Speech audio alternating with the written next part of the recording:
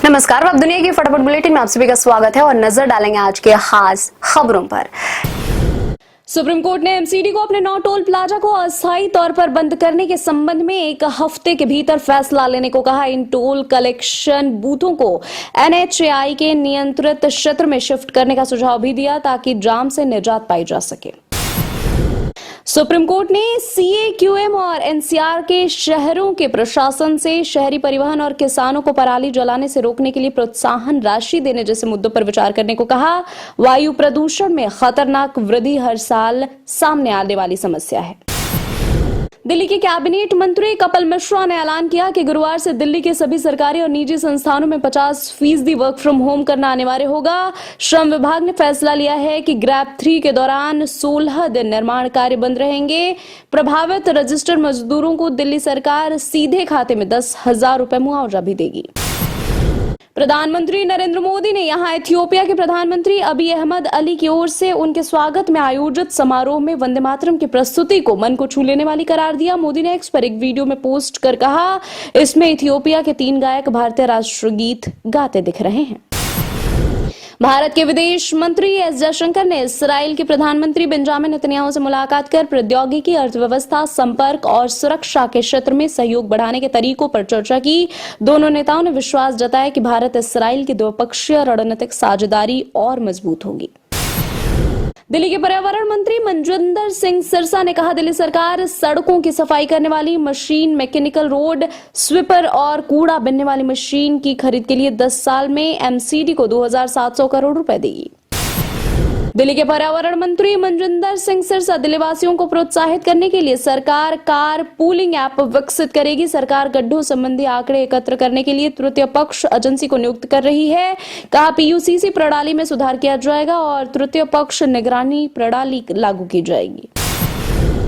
मोहाली के कबड्डी खिलाड़ी और प्रमोटर राणा बलाचौरिया के हत्याकांड के मुख्य आरोपी को मोहाली पुलिस और एजीटीएफ ने एनकाउंटर में मार गिराया। इस मुठभेड़ में 2 पुलिसकर्मी भी घायल हुए हैं। पुलिस ने एक अन्य आरोपी को भी गिरफ्तार किया है। संसद में उस वक्त हल्का फुल्का पल दिखने को मिला जब टीएमसी सांसद कल्याण बैनर्जी और केंद्रीय मंत्री नितिन गडकरी के बीच मजेदार बातचीत हुई। टीएमसी सांसद ने घुसपैठियों को लेकर सवाल किया तो गडकरी ने ऐसा जवाब दिया कि सभी ठहाके लगाने लगे। गडकरी ने कहा, आपको जिम्मेदारी देते हैं घुसपैठियों के लिए। अहमदाबाद शहर के 7 स्कूलों को ईमेल से मिली बम की धमकी मिलने के बाद पुलिस प्रशासन और बम स्क्वाड की टीम ने जांच शुरू की। शहर के जेबर school, Zydus school, Maharaja Agrasen school और डीएवी इंटरनेशनल स्कूल को मिली है धमकी। पश्चिम बंगाल के मुर्शिदाबाद बॉर्डर के पास बम धमाका हुआ। पुलिस ने बताया, धमाके के दौरान एक युवक घायल हो गया। कांग्रेस ने गृह मंत्री अमित शाह के पिछले साल संसद में दिए गए बयान का हवाला देते हुए आरोप लगाया। कहा, गांधी, अंबेडकर और नेहरू से नफरत ही भाजपा आरएसएस की विचारधारा का मुख्य तत्व है।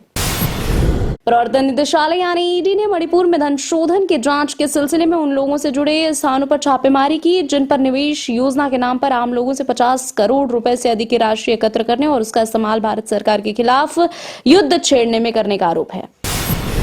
कांग्रेस के पूर्व अध्यक्ष राहुल गांधी ने कहा, विनिर्माण मजबूत अर्थव्यवस्थाओं की रीढ़ है लेकिन भारत में विनिर्माण में गिरावट आ रही है। उन्होंने जर्मनी के शहर म्यूनिख में बीएमडब्ल्यू वेल्ट और बीएमडब्ल्यू संयंत्र के बाद दौरे के बाद एक सोशल मीडिया पोस्ट में कहा कि भारत को विकास में तेजी लाने के लिए सार्थक विनिर्माण तंत्र बनाने की जरूरत है।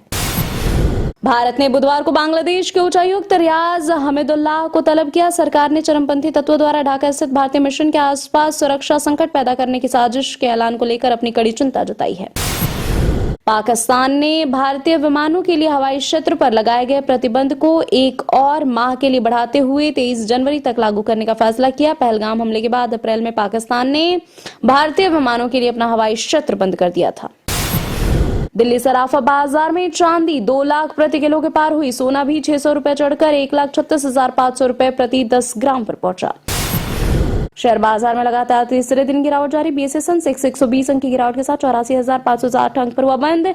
एनएसई निफ्टी भी 42 अंक टूटकर 25,819 अंक पर हुआ बंद। डॉलर के मुकाबले रुपया भी रिकॉर्ड निचले स्तर से उभरा, 56 पैसे हुआ मजबूत। रणवीर सिंह की फिल्म धुरंधर बॉक्स ऑफिस पर मचा रही है धूम। यह पहली ऐसी हिंदी फिल्म बन गई है जिसने दूसरे सप्ताह में भी 200 करोड़ रुपए के कलेक्शन को किया है पार। 12 दिनों में फिल्म 428.50 करोड़ रुपए का कलेक्शन कर चुकी है।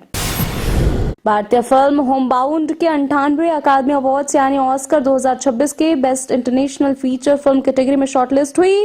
फिल्म को 15 फिल्मों की लिस्ट में जगह मिली है। नीरज घेवान द्वारा निर्देशित मूवी में ईशान खट्टर, विशाल जेठवा और जानवी कपूर हैं लीड रोल में। ये थे आज की फटाफट बुलेटिन। ऐसे ही ताजा अपडेट्स के लिए बने रहे हमारे साथ, यानी कि विजिट करें वेब दुनिया पर।